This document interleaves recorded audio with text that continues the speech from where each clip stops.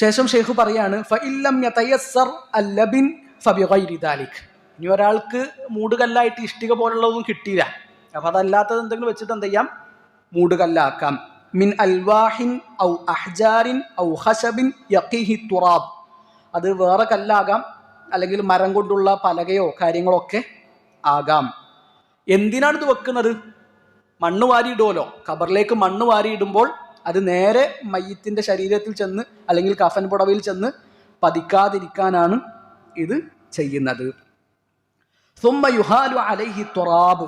പിന്നെന്ത് ചെയ്യുക, മയ്യിത്തിന്റെ മുകളിലേക്ക് മണ്ണിടുക. അതായത് മൂടുകല്ല് വെച്ചതിന് ശേഷം എന്ത് ചെയ്യുക, ആ ഖബറിലേക്ക് മണ്ണ് വാരിയിടുക എന്നതാണ്.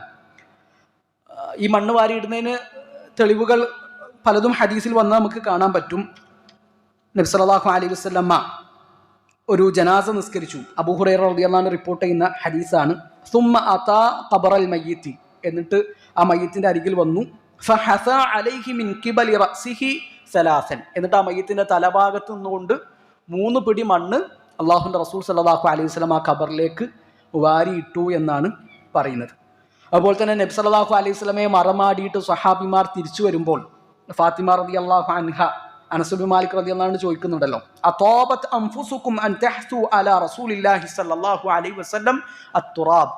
അനസെ, നിങ്ങൾക്ക് എങ്ങനെയാണ് അള്ളാഹുവിന്റെ റസൂൽ സല്ലല്ലാഹു അലൈഹി വസല്ലമയുടെ മുകളിലേക്ക് മണ്ണ് വാരിയിടാൻ കഴിഞ്ഞത്? ആ ഒരു വൈകാരികമായൊരു ചോദ്യം ഫാത്തിമ ബീവി അവിടെ ചോദിക്കുന്നതൊക്കെ നമുക്ക് കാണാൻ പറ്റും. അപ്പൊ 3 പിടി മണ്ണാണ് വാരിയിടേണ്ടത്.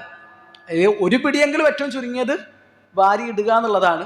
കാരണം മയ്യത്ത് മറമാടുമ്പോൾ അതിൽ കൂടി നമ്മൾ പങ്കാളികളാവുകയാണ്. ആ മറമാടൽ ചടങ്ങിൽ കൂടി നമ്മൾ പങ്കാളികളാകുന്നു എന്നതാണ് വിഷയം. ഇപ്പൊ 3 പിടിയാണ് നബി വാരിയിട്ടത്. എന്നാൽ 1 പിടി വാരിയിട്ടാൽ തന്നെ അതിലെന്തായി, പങ്കാളിയായി. അതിൽ കൂലിയുണ്ട്. ഇത് ഏതിൽ പെടൂല? ഇപ്പൊ നബി സല്ലല്ലാഹു അലൈഹി വസല്ലം പറഞ്ഞല്ലോ, ആരെങ്കിലും ഒരു മയ്യത്തിന് വേണ്ടിയിട്ട് നിസ്കരിച്ചു, മൻ സ്വല്ല അലാ ജനാസത്തിൻ ഫലഹു ഖിറാത്ത് വമൻ തബിഅഹ ഹത്താ തുദ്ഫന ഫലഹു ഖിറാത്താൻ. ആരെങ്കിലും ജനാസ നിസ്കരിച്ചാൽ അവർക്ക് എത്ര കൂലിയാണ്? 1 ഖിറാത്ത് കൂലിയാണ്.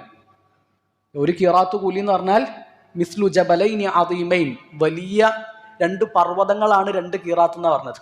1 ഖിറാത്ത് എന്ന് പറഞ്ഞാൽ മിസ്ലു ജബലി ഉഹദ്, ഉഹദ് മലയുടെ അത്ര വലുപ്പാണ് 1 ഖിറാത്തിന്റെ വലുപ്പം, അല്ലേ? ഒരു 4 തക്ബീർ ചൊല്ലിയിട്ട് മയ്യിത്ത് നിസ്കരിക്കുന്നതിന് അള്ളാഹു നമുക്ക് തരുന്ന കൂലി 1 ഖിറാത്ത് പ്രതിഫലാണ്. അള്ളാഹുവിന്റെ റഹ്മത്ത് എത്ര വിശാലാണ്, അള്ളാഹുവിന്റെ ഔദാര്യം എത്ര വിശാലാണ്. എത്ര തന്നാലും അള്ളാഹുവിന്റെ ഖജനാവൊന്നും കുറയുന്നില്ലല്ലോ. അല്ല, മനുഷ്യന്മാർക്കല്ലേ പിശുക്കേണ്ട ആവശ്യമുള്ളൂ, അള്ളാഹുവിന് പിശുക്കേണ്ട ഒരു കാര്യവും ഇല്ല. അപ്പോൾ നിസ്കരിച്ചവൻക്ക് 1 ഖിറാത്ത് കൂലിയുണ്ട്. അതിന്റെ കൂടെ മറമാടുന്നതിന് സാക്ഷിയായാൽ അതിൽ കൂടി പങ്കു ചേർന്നാൽ അതിനെന്തുണ്ട്? 1 ഖിറാത്തുണ്ട്. ശരിക്കും ചില ആൾക്കാർ എന്ത് ചെയ്യുന്നത് വെച്ചാൽ മയ്യിത്ത് നിസ്കാരം കഴിഞ്ഞിട്ട് ഓടും.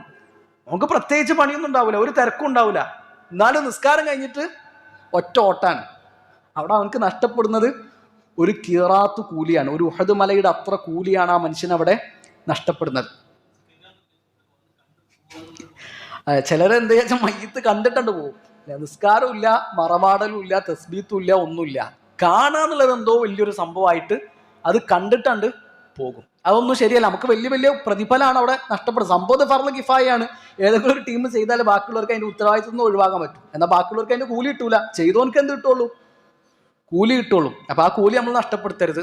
അപ്പൊ ഈ മണ്ണ് വാരിയിടുക എന്നുള്ളത് എന്തിനുള്ള നിബന്ധനയല്ല, ഈ ഖിറാത്ത് കൂലി ഇട്ടാനുള്ള നിബന്ധന അല്ല.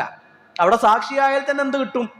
ഈ ഖിറാത്തിന്റെ കൂലി കിട്ടുമെന്നതാണ് വിഷയം.